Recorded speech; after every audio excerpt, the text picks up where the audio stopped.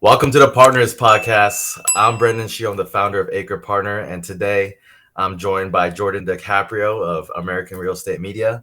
He's an extremely successful entrepreneur, and this podcast is designed for us to hold a space for genuine conversations, us to talk about the journey that we've gone through to get to where we're at, some of the lessons that we've learned through the challenges that we've had to overcome, and the solutions that we're currently implementing into our business that made us successful and continue making us more successful. And so, without further ado, Jordan, I'd love for you to do a quick intro about your company, what you've been up to, and we'll go from there. Sure. Well, Jordan DiCaprio, American Real Estate Media. As with most people, I imagine, who will watch this, we're essentially a photography company for real estate. We do everything, so pictures, video, drone, 3D, etc. And primarily on the East Coast. We're based in Virginia, Southeast Virginia, but we cover the whole state and a good chunk of North Carolina now. And once probably next year rolls around, we'll start branching further out. Going to go up and down and then west. So we're a typical full service agency for media, but with that size, it's fairly unique. There's not a ton like us. Between my shooters and office staff and overseas folks that are in house, I have close to 100 people on the team. Anyways, we got a big operation, so that's what we're doing. Yeah, you run one of the bigger companies that I have the privilege to actually meet and know a little bit better. What led to your success? How did you get started, and how did you continue to grow? Well, I'll tell you the story. I tell everybody how I got started. 2016, our family decided to move from just one house to another, just because we were sick of the house we've been in for so long. So it was time to move. Nobody knew anything about real estate stuff, so got hooked up with an agent, and the agent was not one that would have been our client. It's just your everyday throw up houses, phone pics, and like that. And the house didn't move, and it was curious because we had put all this money into making it essentially renovated for the parts that matter, and just it didn't move. And that was back in the time when you expect a house to last about a month. So 2 months came around, and we decided, we got to do something. So we changed agents, and then I did the photos for the house. I've never done that before. I wasn't even a photographer then. And essentially, with good looking media, it moved almost immediately. So, at that time, I was thinking about making a career change. So I decided to do this. I start like everybody else starts, with not knowing anything, just you trying to make a name for yourself. There's a lot of specific qualities I wanted myself to have, which I noticed that were not the norm in my area. So, fulfilling, providing those qualities to people. That's how I got where I am now, and we can go into the specifics of it. But I'm sure that's another question. Yeah. So that's an interesting situation where you solved your own problem and then you made a business out of it. And that's what entrepreneurship, I think, is all, that's what it's all about, finding problems that already exist and trying to create solutions around it. And if it's a big enough problem and you can scale the solution, then you got yourself a business. And so that's cool that's how you got into real estate photography. You're like, I need to sell this house. All right, let me just take the photos. And then because back then, that was around the time where drones just became a real thing. That were like a real option, and all the video products were becoming like a real thing, not just a gimmick. And in markets like where you're from, it was the norm because there's so much competition. But over on my side of the world, that was going above and beyond was one thing, but even just doing the bare minimum, what we consider to be bare minimum now, was not necessarily a normal thing, what you'd expect every single time. So yeah, the timing worked out where I realized, why don't I just be the person that does these things that other fancier markets are doing? So I did it for a good price that people were happy for, and they basically jumped ship over the course of the next couple of years, and it just worked out. That's awesome. And how did you start growing? Like you like, who did you hire? When did you decide to bring on more team members? Like, when did it all click for you that you were no longer Jordan DiCaprio shooting photos, but like you had a business that was growing? Well, I started again like everybody else. Shoot your own stuff, edit your own stuff, deliver it yourself. Do everything. I just got sick of staying up till 3 or 4 in the morning, and then, and that I was actually still editing for myself, even with another team member. So shooting, 5, 6 houses a day or something.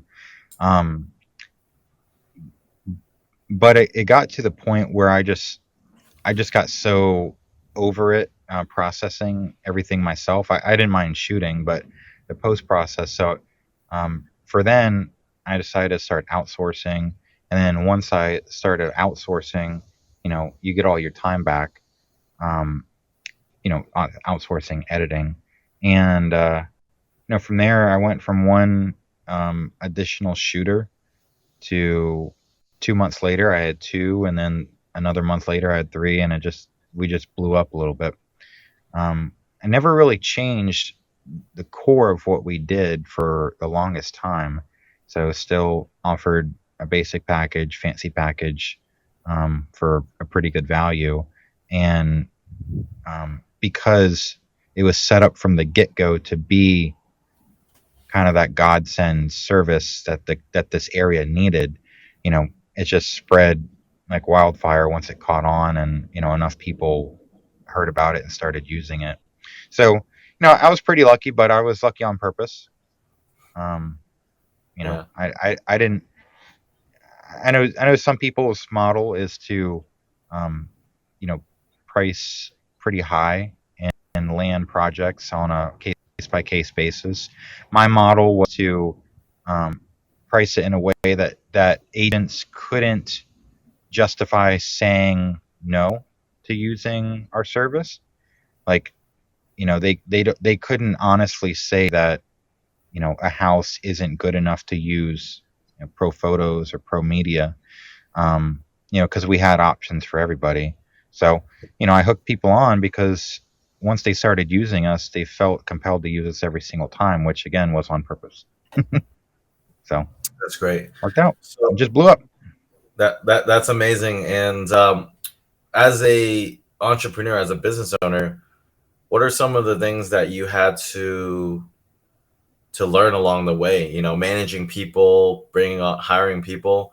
What are, like, for those who are considering doing that? What's like one piece of advice you would give them when it comes to building their team? Well, the hardest part about building a team is, bringing yourself to, be happy to get rid of them when they're not a good fit anymore. Anybody can hire people. It's not really that trivial, or it is. That's the wrong word. It's not that difficult to hire people. Everybody's looking for a good job. Um, but yeah, the hardest part about it is getting rid of people because as you're the guy, you hired somebody. You got to get rid of them. It's just difficult. Um, now it's not necessarily that hard for me. If they're not a good fit for the rest of us, they need to go. Um, but yeah, that's pretty much the hardest part. Is you Yeah. feel bad What, for people because you brought them on. So, um, but what are as far as qualities? Yeah. the What are the qualities that you look for in those individuals that are good and not good? yeah, Well, I mean, people prove themselves to be not good. You know, they everyone can make yourself seem great in an interview, but it's the day to day that you have to learn later on, and they'll prove themselves to be one way or the other. But the qualities I look for when I hire people is um, as normal as they can be. um, Meaning, there are some folks out there that just are not suited to do this work. Um, and you got to ask them, are you like everybody else, or do you have something that we have to, kind of be concerned about? Because some folks for some reason just don't like going into houses that have pets in the house. Well, that doesn't work for us.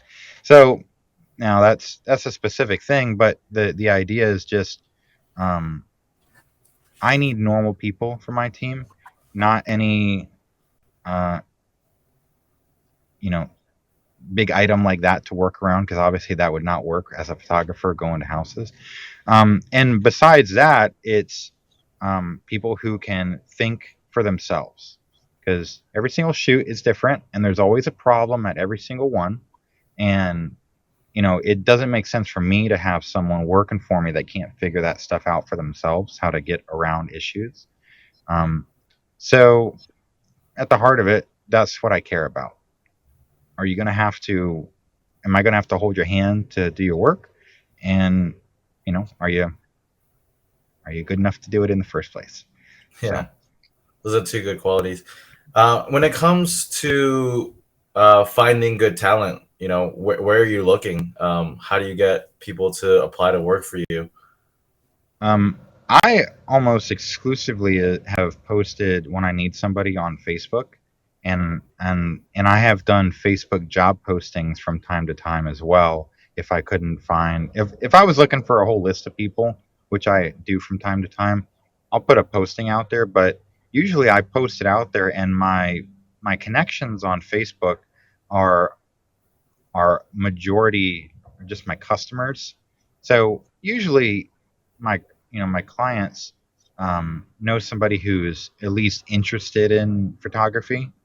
Um, and I've been lucky to make connections that way.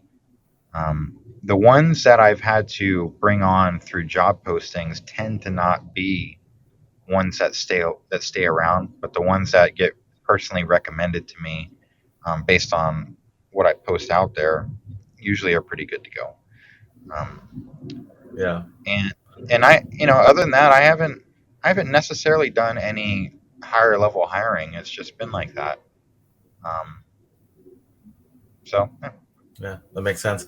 When it comes to your other endeavors, like I feel like you're an entrepreneur at heart. You have other things going on besides American Real Estate Media. What are some of the other ventures that you've started and Well, are I've I've working tried on? I've tried to do a couple other things. Before I started this, I installed home theater systems essentially, and I stopped that to do this because I was just at a point there where to continue didn't make a whole lot of sense. But as I've been doing this, um, we've tried to add on a cleaning service to our offerings, and having it be a separate entity, but one and the same. Um, and that still exists. It's not big and crazy, but it's we still offer that. Um, and also in that same vein, I'm always thinking of opportunities to add on a related service or product that our folks are already looking for or booking, especially ones that kind of interfere with what we do anyways. So the cleaning, for instance, um, half the houses that get shot probably get professionally cleaned before we get there. And it turns out that a lot of times they're not done when we're supposed to be there. So there's a conflict. And, I figured, well, why don't I just do it myself? Not myself, but, we can offer it ourselves to be intertwined in a way that it doesn't have a conflict and everybody's happy. So, that's the whole basis of our cleaning service. Um, and break from that is our a staffing service as well. So I have an overseas editing company. It's all in house. All my people there work for us, and our office is occupied at night for editing, and then during the day we do staffing for administrative needs. So you mentioned that you use a couple of our VAs for social outreach service, which is, of course, what we do. And, we take over folks' social media accounts for them and try to get them contacted with future potential clients. And that's working great. So I have a couple of things that didn't work out so great, and that's working out pretty great. Yeah. Sometimes the things that don't work out help us learn, how we can become more successful. What are some of the things that you learned in like the process of failing forward when it comes to business? What are things that you had to, like, I guess the right word, fail or fuck up on to actually figure it out? Um, you mean with my extra stuff or just in general? I guess in life, what did you have to? Well, What hard lessons have you learned in life? how about we talk about my pricing scheme, because that was always a big thing for me. Okay. Um, so my pricing structure for the longest time has been relatively extremely cheap. Not that it is undercutting people or whatever. It was just calculated to be a certain rate, and the intention was to keep us at very high volume, um, and be busy all the time. And that's we made a couple bucks each time, and it all worked out. Um, but the danger there is, of course, developing a large client base. I've had thousands of people as what I would call a client at this point, and changing their pricing scheme. So that is not easy to do, especially with agents who, usually are on the more picky side about what they pay for services that they have to pay for themselves. Um, so that becomes a piece of advice for people to really think about what your pricing scheme should be and what you'd be happy with if you became busy, um, and you know you have to estimate what your expenses are going to be later on down the road if you do get big and busy like you think you will. Because Yeah. I became a bigger company, and the cost of just being alive goes way up, and it came to the point where I had to increase my pricing, and it it worked out for us. But it's a slippery slope. Um, so starting a Yeah. little There's a higher than calculus. what you think. Um, There's a calculus behind it, right? Now, if you increase your pricing by 10%, potentially you'll lose 10% of your clients because they don't want to pay the higher price. But sometimes that does make sense. If you gain 10% more revenue per project and you lose 10% of your clients, you're making the same amount almost and doing 10% less yeah, work. So yeah. I guess how did it work out for you when you increased your prices? Well, we're since we're so big, you know, even if we had a dip because of that, it didn't really hurt too much. I would stay away from changing what you're offering in that light, um, when you're not that busy, because a 10% um, deviation in your work that you do as a single person uh, could potentially be a pretty big hit. Um, so I did it once we were very busy, and that hit didn't necessarily affect me too much. Um, but yeah, the advice I would give to anybody who's trying to figure out exactly what their offering should be is think into the future a little bit, because I had to change our pricing structure, and I didn't like doing it, but it was necessary. It'd be nicer if I just started out, because people don't really care about what our pricing is right now because it's still a really good, but just the fact of the change, some people just don't like that. And the real worry is not that one or two people care. It's that, um, even though real estate agents are not necessarily connected to each other, they have the potential of causing some sort of ruckus in their office. So, one person that doesn't like it, they can speak up, and then other people kind of are wondering about it too, and it could slip into 100 people are like, "Hey, what's up? Yeah. Like I thought we had a great deal. Why is it double now or whatever?" So that's the big danger. If it was, like pricing like grocery stores where it changes every day, that's not a big deal. Yeah. Because everybody's themselves, but that's what it is. So what are some of the new projects like are you still working on a more luxury offering? Last time we spoke you were in the process of launching that. How's that going? Yep. Well, we just sent one of our photographers to relocated them to Raleigh, North Carolina, to start up service there, and she is representing our regular brand as well as our luxury end brand, um, which as you can imagine, is catered more towards the fancier houses out there, um, and that's going fine. There are certain clientele for each level that we do. It's the same as there are certain people that are well suited to pick um, whichever three of our main packages that we offer in the first place. There's the same thing for the luxury level brand or our normal brand, um, and so far it's going good. So Uh, what's the difference between the two offerings when it comes to what's luxury? The higher quality photo editing? Is it like higher quality videos and better? same pictures, same pictures. It Think of it this way: it's the same stuff at heart, but it allows us to spend twice as much time doing everything.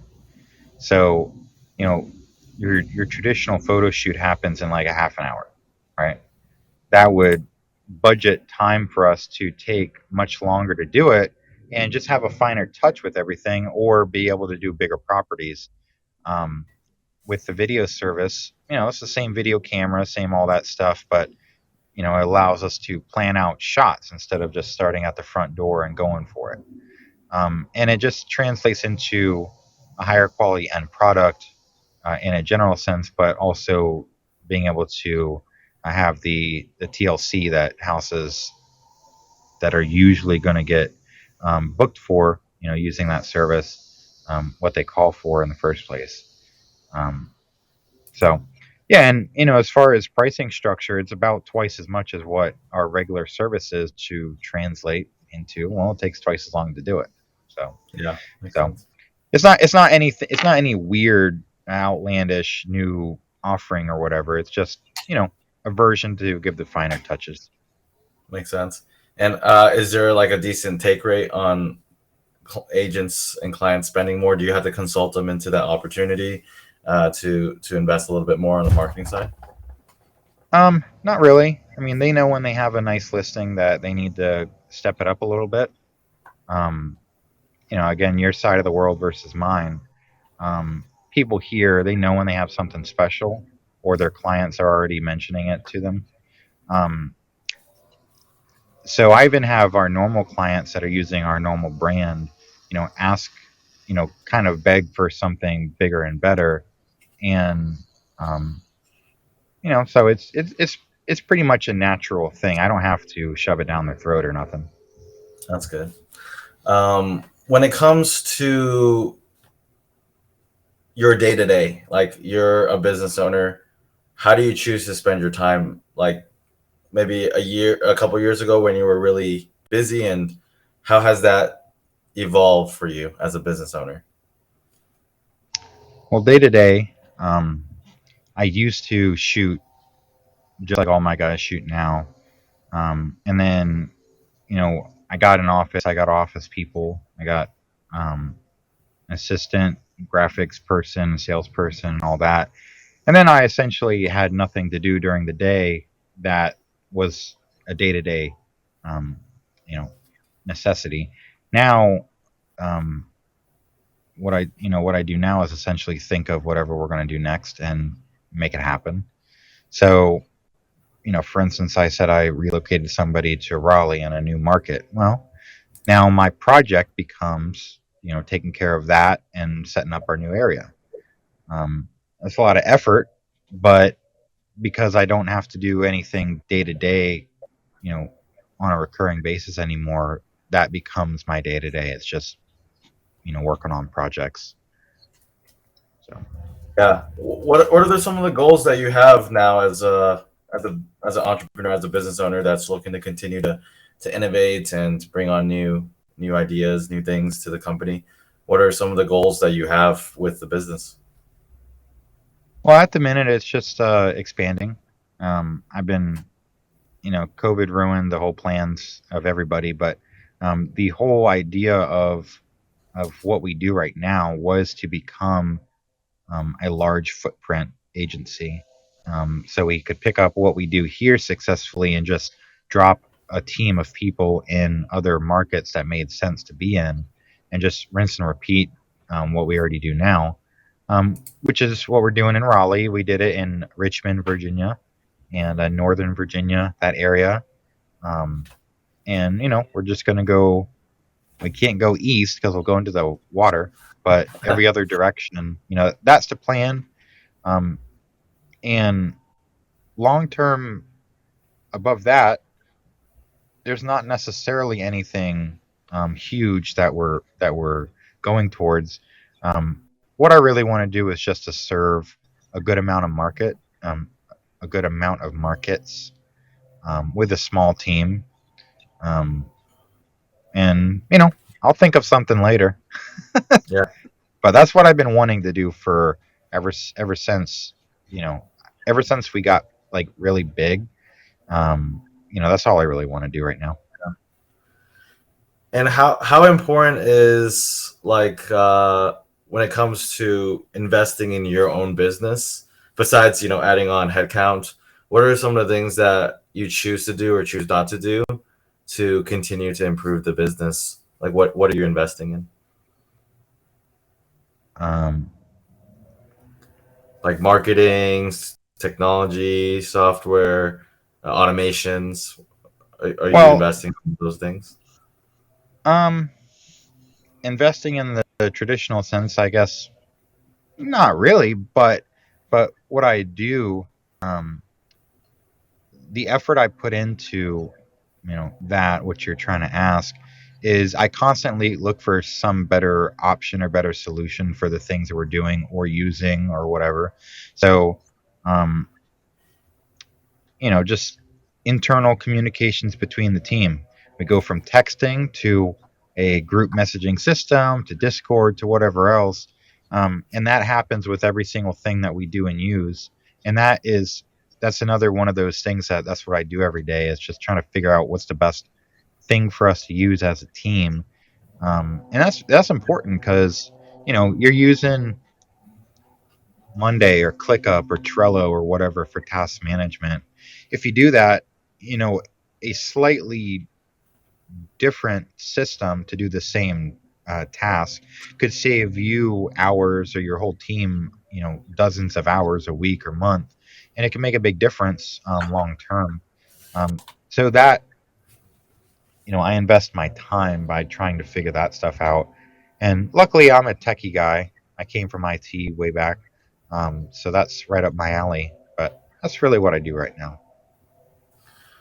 Well, I think you're selling yourself short because at least from my understanding, the way you use Zapier and Airtable, and I think you're on Ario and you've automated all of these systems together, has really allowed you to scale to your size. Without it, you wouldn't even have a business. I feel like that is manageable with Yeah. that many shoots going on. How many shoots are you doing in a given month right now?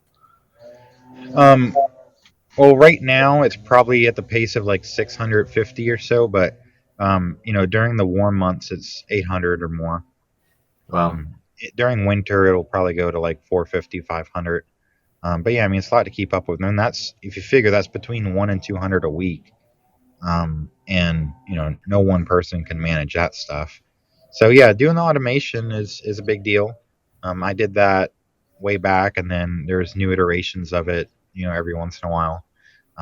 But to to scale your capabilities without scaling your headcount, just with more assistant type people, using tech automations and, connections and syncing and whatever, that's important. And that's easy for me. I know it's not easy for everybody, but, you know, I'm lucky. Yeah. And what do you do? Like, how do you balance life and work? I know you have a family, right? And I think beyond that, life work at at the business as well. Like, how do you provide your team like a good work life balance? Like, how do you do that for yourself? Well, I got great chemistry with our office folks. The photographers are contractors. Not that they come and go. They work for me, exclusively, pretty much. Um, but I let them do their thing. Their job is to um, see the events on their calendar and go execute them and then upload their stuff later on. I don't micromanage them, because they're all at the point where they know how to take care of themselves. So that's great. The office people, it's kind of the same way. They know what they're supposed to be doing. I let them do it. If they have a problem, they're going to ask me, and we keep it nice and simple. As far as the family thing, um, I'm lucky enough at this point to be able to kind of do whatever I want to do from day to day. So a lot of it is spent at home or doing something else, not at the office. But at the same time, I'm always available. So, Yeah. I have my phone in my pocket. Anytime anybody needs anything, they're going to ask me for it, and that's okay. Um, so You mentioned in the past that you do company cruises here and there. What's that all about? yeah, well, hey, we have a good year. Why not take the gang for a cruise? Um, yeah, because we have such a big team. Um, at this point, it's like going half and half, where half the people go one week and half the people go another week, so we can still service it. But we like to do that in the winter months, when it's not so busy, and then we can take a load off. Awesome. Well, I think You that's jealous? I can tell you're jealous. I'm extremely jealous. When can I sign up for a part time job so I can get on that cruise? What do you what do you look for when it comes to not just your average employees, but like potential business partners? Because I feel like that's a two separate like challenges, right? One is to bring on like role players. The other is to bring on like managers and directors and potentially even partners. Right. Well, I we've partially because of our tech that we use to keep things um, managed without having to have people do it. I haven't needed to have too many higher level folks besides myself. Um, I do have an operations manager, and she's been with me from. She was the first administrative hire I've had, and she stuck with me. And that's great because we knew each other already, and I knew it was going to work fine. Um, and I guess I'm lucky enough to not have to have too much structure like that, but we're still okay. Um, Now, can we use project manager and whatever? Yeah, we can. Um, but we're doing fine right now. Yeah, it makes sense at a certain like depending on your business structure, right? For us at Aerial Canvas and in Seattle, we have project managers because our average, project might be multiple services because the listing price is a little bit higher, and they might book like 4 or 5 services within a package. What about packaging or services? Is that something that is trending even with the lower price point, listings? Are you able to? Have you seen your company like add on more services over time?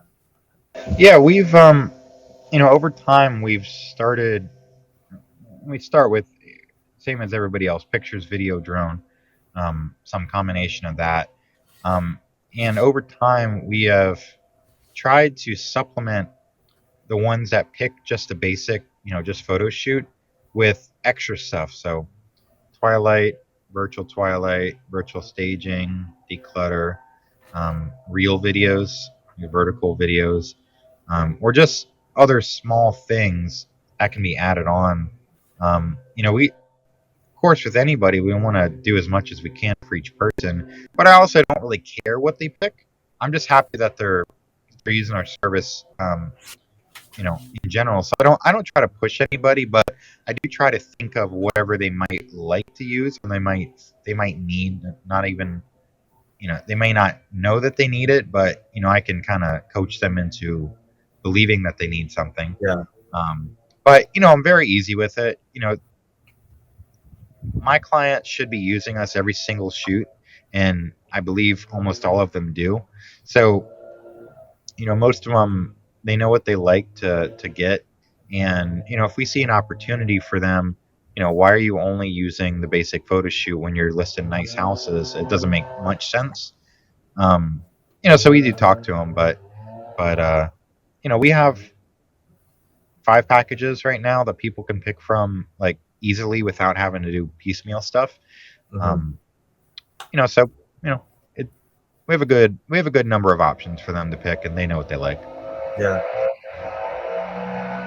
Is there a jet ski behind you? That sounds. Not a jet ski, but it's landscapers. Oh, got it. Tell you what, Yeah, it's a I will beautiful move background. Are you at the lake house? this is my regular house. I will move inside though. No, it's all good. It's all good. I just thought that was it. Just curious what was going on. Pretty annoying. There we go. So, thank you so much, Jordan, for sharing a little bit more about your journey, some insights on what's made your business successful. For those who are looking to potentially get into this industry, real estate media, what's some advice that you have for them? What are some words of wisdom that you have? If you're just getting into it brand new, let me think for a second. Don't keep it just yourself. If you are just yourself, then you can't ever not be there. You can't ever leave, because the chances are somebody that uses you all the time, will need to find someone else to fill your shoes, and then you have the potential of losing them just simply because of the fact that you weren't there that time, and they were happy with the other person, and then, well, they're gone. Some people have loyalty, but a lot of people don't have loyalty in that sense. So, that's a trouble. It's a trouble that you want to avoid. Um, and if you simply let yourself grow to beyond your own personal operation, it allows you to do many, many things. Right now, I'm actually in college, and I go to school every single day during, like, in the middle of the day every day, and it doesn't affect what we do at all, because I'm able to do what I need to do, but I don't shoot any houses anymore. So it really allows, um, you to accomplish your big picture stuff without having to be the one in the trenches. Um, that is a big piece of advice I give to every business owner, because you could lose most of your business just simply by wanting to take a trip one day, and then stuff happens. Um, so that's really my biggest piece of advice I have for anybody, because I see so many folks set themselves up for failure because they try to only keep it be themselves, and there's nothing wrong with that, but I've found it to not be smart. So Yeah. that's a big one. The other piece of advice I would have for, specifically for us, our industry, is don't limit yourself to what you want to do. You should figure out how to serve everything that your clients would want you to serve. And that goes to the same point of, don't keep it so small when you have the chance to make it a little bit bigger.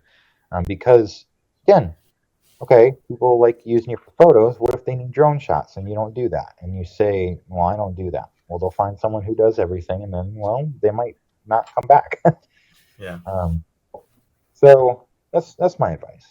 Um, Yeah. That's I that is think, that is great advice, for anyone that is listening. I think the greatest parts about starting in this industry is, one, you can become a business owner, but two, you can actually become a business owner where you can bring on a team and you don't have to be the only one doing things. You can have video editors and photo editors overseas. You can have other photographers that you bring on. It starts with, building momentum, like you and I built with our businesses in the beginning, and then afterwards you can bring on a team, and it doesn't have to be you. And you can have a lot of fun and take your whole team on cruises, like American Real Estate Media does. So that's awesome that you do that. Who are, like, if someone's in the area that you serve, like in Northern Virginia, or just around the Northern California or Carolina area and all that, how can they potentially work with you? Like, how can they get in touch with you? well, you can send me an email. You can send an email to jordan@hrhomepics.com. Our original name was Hampton Roads Real Estate Photography, so our domain is hrhomepics.com. Um, so you can send an email to me and mention that you're looking to connect, Cool. and we can talk. I'm always looking for people, um, even if we don't need someone somewhere today. There's a pretty good chance that we will tomorrow because we're always growing in all of our markets. I started as just me. Now I have 25 photographers in Virginia. Um, and the reason we don't have 26 is because I haven't found a good person for a certain area. And that's true for all of our areas. So, and also too, we have capabilities of really taking over a market, if we have good people to be in that market doing, providing our services that we offer. So if I would say also, if have your operation and you want it to become a bigger thing, and you may not necessarily want to be the one who has to stay up all night, making sure things happen so they're ready to deliver in the morning. You just want to shoot. um, you know I'm happy to talk to good people, and then we can help with the part of making it a big presence in a market. So Awesome. So you can support 110% on the back end with the photo editing, with the project management, with the delivery, uh, customer service, and someone who's interested in becoming a photographer can just come set up shop and shoot for you, and in yeah, ways now become their own business as a contractor, right? yeah. I mean, if you like the work, but you don't like the idea of like running the ship, then that's perfect because I don't like shooting houses anymore. I've done so many, I'm kind of retired from it, unless I get a special request. But my forte now is taking care of everything else that goes into it. So, yeah, if you like shooting but you don't like the rest of it, well, I'm the opposite. So it's a pretty good match. Awesome. Well, thanks so much, Jordan, for joining us. I'm sure the listeners must have gotten something great from this, seeing that you've been so successful. Those nuggets that you provided from both the hiring perspective, the growth perspective, I think will be extremely valuable to our listeners. Thanks so much. Okay, glad to be here.